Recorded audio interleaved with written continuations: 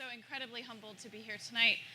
Incredibly honored that Tom invited me to share just a bit of my story in 3 to 5 minutes. But first wanted to acknowledge, Tom, that I think it's incredibly powerful to watch someone that's living their purpose and watch you speak and share your journey.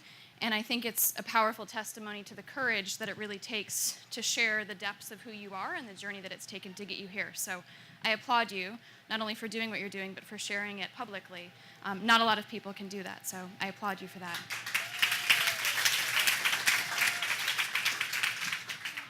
Yeah, the embarrassing family photos start early. So my name is Courtney Klein. I am currently the co-founder of SeedSpot. And I'll get into a bit about my journey and how I got there, but as a young child, I was raised primarily by my mother. My parents divorced when I was 6 years old, just shortly after this photograph was taken, just a few years really. And all through my childhood, I was purported to be something incredible, right? My mother wanted me to be a doctor, wanted me to be a lawyer, wanted me to be something that the public would recognize as being successful, right? How many of us, lots, have been in that boat, that our parents, support network, people around us, teachers, educators, always wanted us to aspire to something that others would deem publicly as being incredibly successful. And so throughout my childhood, I grappled with what would that look like? What would that mean? What was I meant to do? And all through junior and high school, people ask you, what are you going to go study in college? And what do you think you're going to do with your life? And I entered Arizona State University as a broadcast journalism major. I aspired to be Katie Couric. I wanted to live in New York and work on national television and tell the world's stories to homes across the country. And when I entered the Walter Cronkite School, there was something fundamentally that shook me that just wasn't quite right. Something didn't align. And I really couldn't pinpoint what that was at the time. I didn't know why it wasn't resonating to stick a microphone in front of someone's face and ask them, how are you feeling this moment of tragedy? And it felt fundamentally alternative to who I was. And so after my freshman year in college, I traveled to a rural village in Mexico. And I lived in the Yucatan Peninsula in a village called Aquil. And I was there witnessing a community that had just been devastated by a hurricane. And I was there with 12 other college students living in a hut, sleeping in a hammock. We were burning our toilet paper. We were showering in the rain. I mean, by American standards, had absolutely nothing. And yet I was the happiest I had ever been. And I realized in that moment, in that summer, that I was really happy because I was helping enable a community to revitalize itself, right? I was enabling and inspiring and motivating and out walking the streets and pounding on doors to say, we're going to rebuild this community together. I'm not going to rebuild it, you are. But we're going to rebuild this community together. And I spent my summer there really questioning, how is it that this community is going to regenerate itself? And how is it that at the age of 18, I've never witnessed a community like this before? How is it that poverty and inequality and educational, everything that's wrong, quote unquote, with the world, how is it that at the age of 18, raised in a middle-class family in Mesa, Arizona, I had never witnessed this? And how many people in the world are unaware of their individual capacity to change it? And so I came back from the Yucatan, devastated my mother, informed her that I was no longer going to become Katie Couric, and I changed my major to nonprofit management, walked in the door and said, I want to start a nonprofit organization, please authorize the major change. And the person that was supposed to authorize the major said, well, lots of students come in and say they're going to start a nonprofit when they graduate, they're going to study nonprofit and do something great in the world, but few of them actually really do. I was like, really? You're doubting an 18-year-old that has a dream, right? A passion to do something with are you kidding me, right? And I changed my major, despite this professor's intent to dissuade me. And in my senior year in college, I submitted a business plan to an initiative at ASU. And the idea was to start a nonprofit organization that would educate high school students across the country about international issues and local issues and empower them to create change in their own local and national and international communities and partner with people around the world to inspire a global change. I received a $1,000 seed grant from Arizona State University. And to cut a long story short, launched Youth Reaction Corps, this organization that has subsequently merged with an organization in San Francisco and is now New Global Citizens. Jennifer Bowman's in the room somewhere, the new executive director. And this organization, over the course of several years, empowered students across the country to realize that they had the capacity at 15, 16, 17, 18 years old to do something about problems that they saw in the world. And people in schools and donors and foundations started to grab onto this idea that we could really fundamentally change the course of history if we started to spark in young people this idea that you could take ownership and take authority and do something different if you believed you were capable of changing things. And so as I led the organization for 7 years, it grew and grew exponentially, 14 states now, 33 countries. And with that came this public perception. And this photograph was taken by the Arizona Republic, and I think over the course of leading the organization, there were likely, truly, 30 to 40 articles, magazine covers, awards, accolades, right, projected on me. And that's not a yay, Courtney, go, the media grabbed a hold of you. It was really a challenging thing for me to figure out, what does this mean? And why are people paying attention to me and the work that I'm doing? And why does that matter? And what shifted for me in that was this, what am I motivated by? And am I motivated by what my mother wanted me to achieve, that I would do something that was worthy of public accolade? And it became very confusing for me, because you're expected and you receive all this external validation, but that wasn't the driving force for why I was doing what I was doing. Quite frankly, I could give a shit, right? But the public poured that on, and I started to question, what is it that I'm really doing? What is it that I'm really passionate about within this? And so through that process, I wanted to build the organization to a place that it could survive without me. I knew that it was a transition moment for me after 7 years. Secured a $1 million endowment from the Arizona Community Foundation, a challenge grant that Jen Volman has securely closed recently. And the organization's flourishing, right? But I positioned this organization with the expectation that I would go on and explore what else was meant for me, knowing that this was not what I would do forever. And so I spent time thereafter in coffee shops and talking with other entrepreneurs, talking with dreamers across the state, realizing that there was this network of people statewide that wanted to do something with their lives. They wanted to change the human condition in some capacity. They wanted to make the world a better place.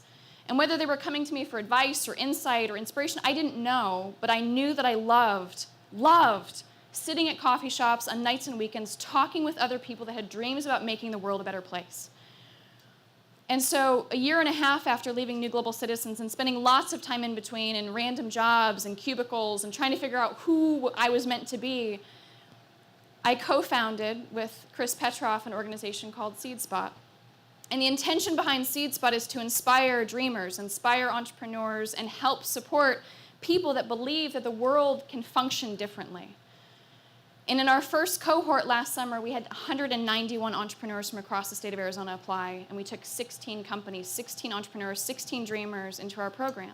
And we supported them for 8 months, helping them get their ideas off the ground.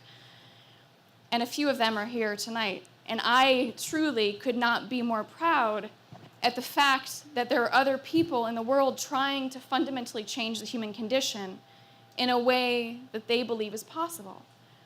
And my role in that, as I've reflected over these past, 9, 10 years of my career, is that there's something that resonates, regardless of the through line I'm on, regardless of what organization I'm attached to or what thing I launched, there's a through line of what wakes me up in the morning and what keeps me up at night that I love and that I thrive on. And I was questioning this a year ago as launching SeedSpot and realizing that I didn't want to get back in a trap of feeling like I was doing something for public accolade. I was doing something to impress my mom, right? I wanted to do something that I believed in. And in meeting Tom, he asked me, what is it that you're really passionate about? And I was like, well, I'm passionate about a lot of things. I can talk to you about a lot of issues, from education to poverty to human trafficking. I mean, there's lots of challenges in the world that I'm passionate about, but I don't know what role I play in fixing them. And so he guided me through the Ignite process, asked a whole series of seemingly unrelated questions. I filled out the survey diligently, and out popped this talent, right? And this talent was presenting. It's always awkward to say that you have a talent when you're actually doing something that you supposedly have a talent in. You can be the judge. But this notion of presenting, right? This notion of inspiring in some capacity, right? And so he asked me then, what is it that you're really passionate about? What is that curiosity? What is that thing that you're gravitating toward? And what I loved about presenting, what I loved about speaking, and not in a public forum, but presenting anything, was possibility. I love presenting possibility. I love looking at a person or a room full of people and saying, what is possible with what you have within you? And that translated to this notion of inspiring, that I am an inspirer. That's not like a self-aggrandizing, that's a really awkward thing to say publicly.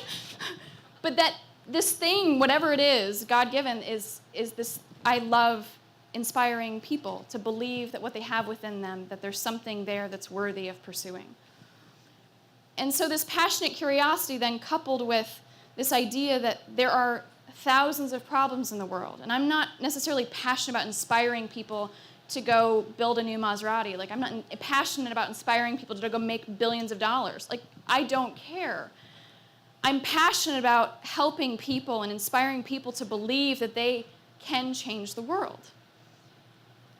And so through that, I've recognized that this is only one bit of my journey, that Youth Reaction Corps, New Global Citizens, Seed Spot, how I live my daily life, it's not about a job, it's not about a title, it's not about a career path. And when asked, what will you do 10 years from now? Where do you see yourself 10 years from now? And the outside projection continues, right? Continues to be, oh, you'll be blank, you'll do this, you'll take your talents here. I don't know. And quite frankly, I don't care. I don't have an aspirational platform or title or job or career trajectory that I'm trying to drive towards.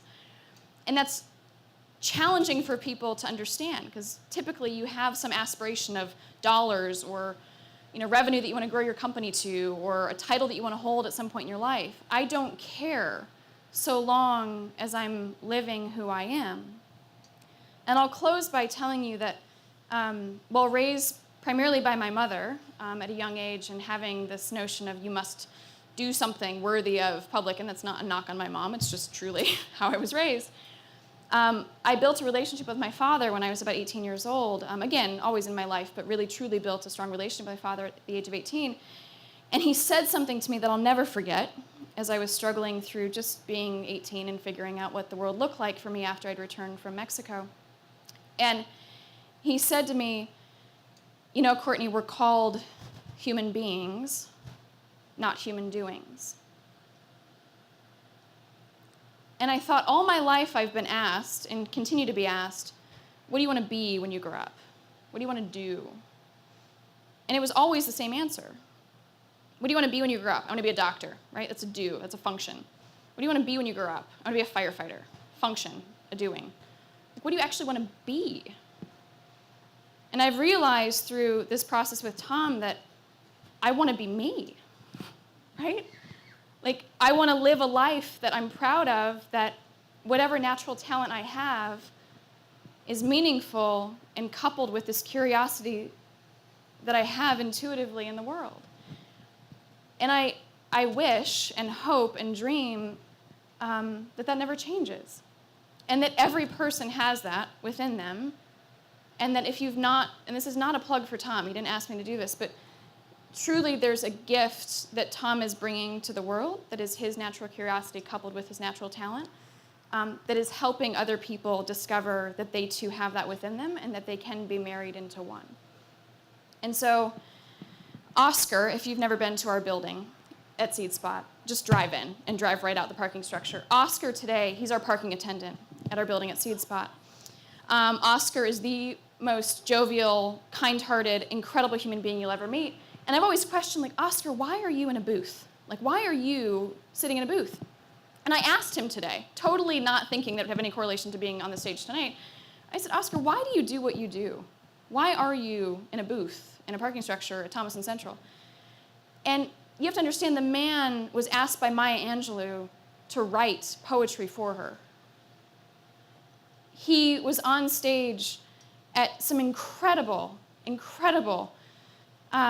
musical performances in New York. And I mean, had an incredible journey, incredible career. And he told me today, he says, Courtney, I'm in a booth in Phoenix because I want to connect with people every day. I love serving people. And Oscar every day writes us a note at Seed Spot, this inspirational note. And today's note was something, and I'll paraphrase, to the effect of, the minute that you clear the space in your life to realize who you really are, you have the freedom to just be. The moment that you clear the space in your life to realize who you really are, you have the freedom to just be. And you can call him a sage, which I firmly believe he truly is. But it was this striking moment to me as I pulled out of the parking structure today that he told me that. And that was the note that he gave me to put up on our wall. And I thought about the powerful notion of if we all could just be. If we didn't have to live to anyone else's expectations, but who we truly were. And so for me, this Ignite process has been about realizing what it means to just be. So here I am.